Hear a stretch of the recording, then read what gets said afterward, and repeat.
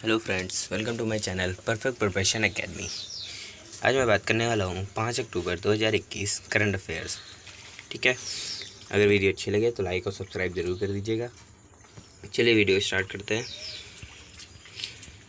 स्मिता देवरानी को बनाया गया सैन्य नर्सिंग सेवा का एडिशनल डायरेक्टर जनरल। ठीक है, इनके बारे में जान लेते हैं।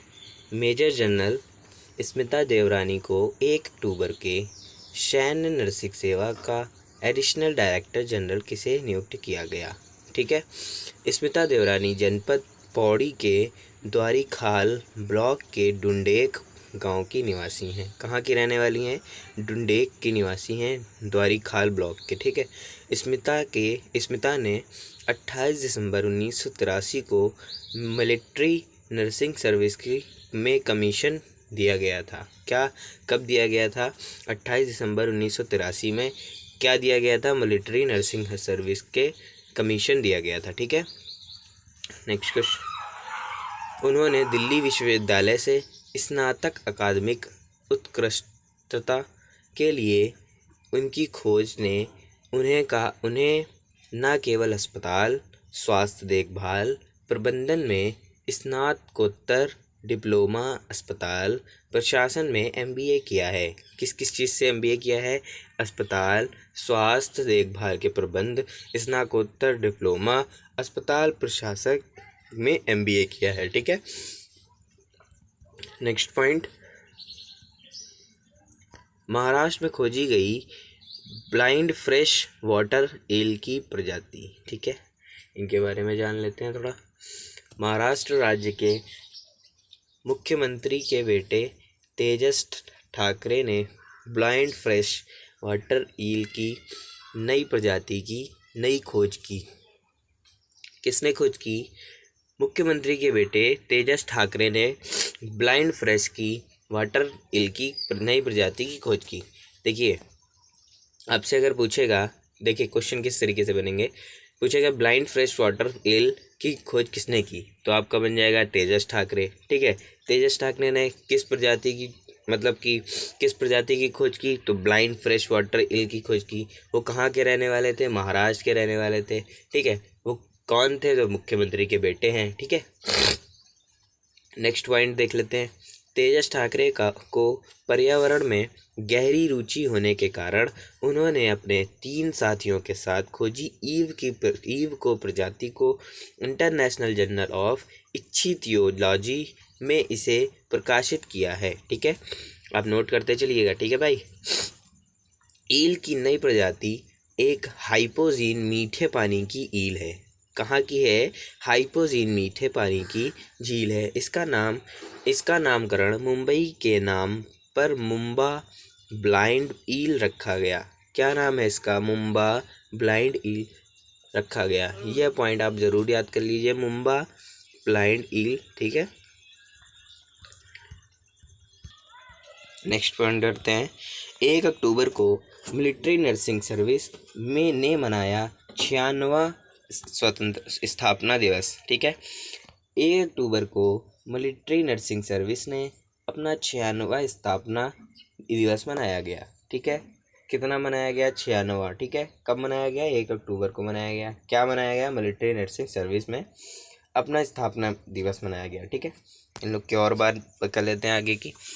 प्रतिबद्धता और समर्पण के एक और वर्ष की शुरुआत को यादगार बनाते हुए दिल्ली कैंट में आर्मी हॉस्पिटल R&R के NNS ऑफिसर्स मेस में दिल्ली गैरिसन के MNS अधिकारियों द्वारा एक भव्य फ्लोरेंस नाइटिंगेल शपथ ग्रहण समारोह आयोजित किया गया। ठीक है, इनके बारे में आगे जान लेते हैं। और भारत में सैन्य अस्पतालों में नर्सिंग की शुरुआत करने के लिए बम्बई में वर्ष 1888 में समस्त महिला अधिकारी वाले कोर के रूप में 10 योग्य ब्रिटिश नर्सों के पहले बैच का आगमन हुआ था। ठीक है, चलिए नेक्स्ट पॉइंट बात करते हैं। अगर आप इस चैनल पर नए आए हैं तो लाइक और सब्सक्राइब ज़रूर कर लीजिएगा। ठीक है, वीडियो अच्छी लग रही हो तो चलिए क्वेश्चन में बढ़ते हैं। नोएडा शहर में बनाएंगे उत्तर प्रदेश सरकार पहला प्रदूषण नियंत्रण टावर। ठीक है, उत्तर प्रदेश सरकार के वायु प्रदूषण बोर्ड के द्वारा नोएडा में भारत हैवी इलेक्ट्रिकल्स लिमिटेड की मदद से सेक्टर 16A में पहला प्रदूषण नियंत्रण टावर स्थापित किया गया। ठीक है, कब स्थापित किया गया? उत्तर प्रदेश में वायु प्रदूषण बोर्ड के द्वारा। किसके द्वारा? कौन से बोर्ड के द्वारा? वायु प्रदूषण बोर्ड के द्वारा। ठीक है, कहाँ हुआ? नोएडा में। क्या हुआ? भारत हैवी इलेक्ट्रिकल्स लिमिटेड की मदद से। किसकी मदद से? Bharat heavy limited electrical limited की मदद से। कहाँ बना? सेक्टर 16A में। क्या बना? प्रदूषण नियंत्रण टावर। ठीक है, इतने क्वेश्चन हो गए आपके, लिख लीजिए। जो कि नोएडा में स्थापित की जा रही फिल्म सिटी के नज़दीक D&D एक्सप्रेस वे पर स्थापित किया जाएगा। ठीक है, आगे क्या लिखा है? इस वायु प्रदूषण नियंत्रण टावर APCT की ऊंचाई लगभग 20 मीटर एवं आधार 4.50 मीटर व्यास का होगा। ठीक है, नेक्स्ट है, उत्तर प्रदेश के वर्तमान गवर्नर कौन है? देखिए, उत्तर प्रदेश के बारे में थोड़े से क्वेश्चन। उत्तर प्रदेश के वर्तमान गवर्नर कौन है? आनंदीबेन पटेल। ठीक है, उत्तर प्रदेश की राजधानी क्या है? लखनऊ है। ठीक है, उत्तर प्रदेश के वर्तमान मुख्यमंत्री कौन है? योगी आदित्यनाथ हैं। कौन है भैया? योगी आदित्यनाथ हैं। ठीक है, आगे बढ़ते हैं। सुजाता चतुर्वेदी बनी भारत की नई खेल सचिव। ये है सुजाता चतुर्वेदी। ठीक है भैया, चलिए आगे बढ़ते हैं। भारत के नए खेल सचिव के रूप में सुजाता चतुर्वेदी को नियुक्त किया गया। ठीक है, सुजाता चतुर्वेदी पूर्व खेल सचिव रवि मित्तल की जगह लेंगी। सुजाता चतुर्वेदी को अक्टूबर महीने में भारत में खेल सचिव के रूप में नियुक्त किया जाएगा। सुजाता चतुर्वेदी बिहार कैडर में के 1989 बैच की IAS अधिकारी हैं। कौन से बैच की हैं? 1989 बैच की अधिकारी हैं। ठीक है, अक्टूबर महीने में इन्हें ले लिया जाएगा। ठीक है, एक और प्रश्न उससे ही मिला जुलता। देखिए, लिखा हुआ है, रवि मित्तल खेल सचिव के पद से 30 सितंबर को सेवानिवृत्त हुए हैं। ठीक है, 30 सितंबर को अपनी पोस्ट से वो हट चुके हैं। ठीक है, नेक्स्ट पॉइंट है, गिनी के नए राष्ट्रपति बने कर्नल मामाडी डोबोया। मामाडी डोबोया है ये। ठीक है, मामाडी डोबोया। ठीक है, नेक्स्ट क्वेश्चन देखिए, उनके बारे में जान लेते हैं। गिनी देश के तख्ता पलट के बाद कर्नल मामाडी डोबोया ने गिनी देश के राष्ट्रपति के रूप में शपथ ली है। किसने शपथ ली है? कर्नल मामाडी डोबोया ने राष्ट्रपति के रूप में शपथ ली है। कौन से देश के? गिनी देश के। ठीक है, आगे बात करते हैं। कर्नल डोबोया ने 12 सालों तक गिनी देश के राष्ट्रपति अल्फा कोंडे के लिए अपनी सेवाएं दी थी। ठीक है, कर्नल मामाडी डोबोया ने अपने सैनिकों की मदद से अल्फा कोंडे को हिरासत के लेकर तख्ता पलट कर दिया है। ठीक है, किसको पकड़ा?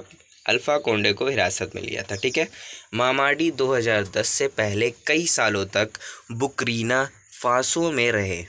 यहाँ उन्होंने अमेरिका और फ्रांस की सेना से कमांडो बनने की ट्रेनिंग ली थी। किससे? अमेरिका और फ्रांस की सेना से कमांडो बनने की ट्रेनिंग ली थी। ठीक है, आगे बढ़ते हैं।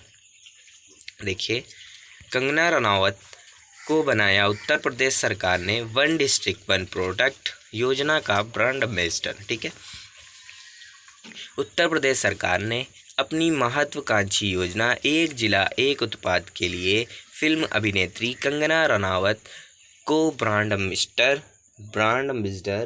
नियुक्त किया। किस सरकार ने? उत्तर प्रदेश सरकार ने। अपनी महत्वाकांक्षी योजना एक जिला एक उत्पाद, कौन सी योजना? एक जिला एक उत्पाद के लिए किसको चुना? कंगना रनावत को ब्रांड एम्बेसडर बनाया। ठीक है, मुख्यमंत्री योगी आदित्यनाथ ने इसके लिए कंगना रनावत को ODOP उत्पाद भी भेंट किया। क्या दिया, ओडी उत्पाद भी भेद किया। ठीक है, एक जिला एक उत्पाद योजना प्रदेश में यूपी के स्वदेशी और विशिष्ट उत्पादों को वैश्विक पहचान दिलाने के लिए शुरू की गई पहल है। इसका बेस क्या है, वैश्विक पहचान दिलाने के लिए शुरू की गई है। क्या, स्वदेशी और विशिष्ट उत्पादों को वैश्विक पहचान दिलाने के लिए शुरू की गई है। ये लिख लीजिए, इम्पोर्टेंट हो सकता है पेपर के लिए। ठीक है, उत्तर प्रदेश के बारे में थोड़ा और जान लेते हैं। ये उस ऊपर तो मैं बता चुका हूँ, लेकिन फिर से बता देता हूँ, जो ना ले आए हों, शायद कुछ स्किप कर दिया हो। बहुत से लोग ऐसे होंगे जो वीडियो स्किप कर करके पढ़ होंगे ना। देखिए, उत्तर प्रदेश का वर्तमान गवर्नर कौन बने, आनंदीबाई पटेल। ठीक है, उत्तर प्रदेश की राजधानी क्या है, लखनऊ। उत्तर प्रदेश वर्तमान मुख्यमंत्री कौन बने हैं, योगी आदित्यनाथ। ठीक है, आगे बढ़ते हैं। लेह में किया गया दुनिया का सबसे बड़ा खादी राष्ट्रीय ध्वज का उद्घाटन। ठीक है, लद्दाख में भारतीय सेना को फायर एंड फ्यूरी कॉर्प्स सम्मेलन में उपराज्यपाल R.K. माथुर ने खादी एवं ग्रामोद्योग द्वारा बनाए गए खादी के सबसे बड़े राष्ट्रीय ध्वज का अनावरण किया। लद्दाख के उपराज्यपाल कौन है, पहले तो ये जान लेते हैं, R.K. माथुर। देखिए इसमें लिखा हुआ है R.K. माथुर। ठीक है, फायर एंड फ्यूरी ऑफर्स के सम्मेलन में, ठीक है, कब बनाया गया था, क्या हुआ था, मतलब सबसे बड़े राष्ट्रीय ध्वज का अनावरण किया गया है। ठीक है, खादी और ग्रामोद्योग द्वारा बनाए गए। ठीक है, देखिए इसे राष्ट्रीय ध्वज को 2 अक्टूबर के मौके पर लद्दाख के सबसे ऊंचे पर्वत पर फहराया गया। कब फहराया गया, 2 अक्टूबर को। कहाँ फहराया गया, लद्दाख में। कहाँ, किस पर फैलाया गया, सबसे ऊंचे पर्वत पर फैलाया गया। इस झंडे की कुल लंबाई कितनी है, लिख लीजिए ये। इस झंडे की कुल लंबाई कितनी है, 225 है। चौड़ाई कितनी है, 150 फीट। और वजन कितना है, 1400 किलोग्राम। ठीक है, ये लिख लीजिएगा। देखिए फिर आगे बढ़, इस झंडे ने 37,000 वर्ग फुट क्षेत्र के कवर किया था और इस ध्वज को तैयार करने में पूरे 49 दिन लगे थे। ठीक है, ये सारे पॉइंट्स लिख लीजिए। 150 फीट चौड़ाई है, कुल लंबाई 225 है, वजन 1400 है। इस झंडे का वर्ग फुट क्षेत्र 37,500 है। 49 दिनों में ये तैयार हुआ था। ठीक है, चलिए आगे बढ़ते हैं। सौरभ भट्टाचार्य ने जीता Andhra Pradesh amateur gold tournament 2021। ठीक है, दिल्ली गोल्फ क्लब में के Saurabh Bhattacharya east point golf club में आयोजित इंडियन गोल्फ यूनियन में आयोजित पहली Andhra Pradesh amateur golf championship के विजेता नामित किए गए हैं। ठीक है, ये पॉइंट लिखते चलिए। जेपी ग्रीन्स नोएडा के अर्जुन भाटी और पुणे गोल्फ क्लब के रोहन ढोले पाटिल को पहला और दूसरा उपविजेता घोषित किया गया। ठीक है, पहला और दूसरा किसे, अर्जुन भाटी नोएडा के हैं जो, पुणे गोल्फ क्लब में रोहन ढोले पाटिल को पहला और दूसरा उपविजेता घोषित किया गया। ठीक है, पूर्वी नौसेना कमान के चीफ ऑफ स्टाफ और APGC के अध्यक्ष वाइस एडमिरल विश्वजीत दासगुप्ता के विजेताओं को पुरस्कार प्रदान किए। ठीक है, आगे बढ़ते हैं। वाइस एडमिरल अधीर अरोड़ा बने केंद्र सरकार के मुख्य हाइड्रोग्राफर। ठीक है, वाइस एडमिरल अधीर अरोड़ा को केंद्र सरकार के मुख्य हाइड्रोग्राफर के रूप में नियुक्त किया गया। किसको नियुक्त किया गया, मुख्य हाइड्रोग्राफर के रूप में वाइस एडमिरल अधीर अरोड़ा को केंद्र सरकार द्वारा इनको क्या चुना गया, मुख्य हाइड्रोग्राफर के रूप में नियुक्त किया गया। ठीक है, वाइस एडमिरल अधीर अरोड़ा भारत सरकार के पूर्व मुख्य हाइड्रोग्राफर वाइस एडमिरल विजय बधवार की जगह लेंगे। ठीक है, किसकी जगह लेंगे, वाइस एडमिरल विनय बधवार की जगह लेंगे। ठीक है, आगे बात करें इनकी। वाइस एडमिरल अधीर अरोड़ा को 1985 में भारतीय नौसेना की कार्यकारी शाखा में कमीशन किया गया था। विशेषज्ञ हाइड्रोग्राफर के रूप में उन्होंने भारत और हिंद महासागर क्षेत्र के हाइड्रोग्राफिक सर्वेक्षण किए हैं। ठीक है, चलिए वीडियो को आज की वीडियो में इतना ही। अगर वीडियो अच्छी लगी हो तो लाइक और सब्सक्राइब ज़रूर कर दीजिएगा, और 12 बजे सामान्य ज्ञान की क्लास मत छोड़िएगा, बहुत इंपॉर्टेंट होगी। ठीक है।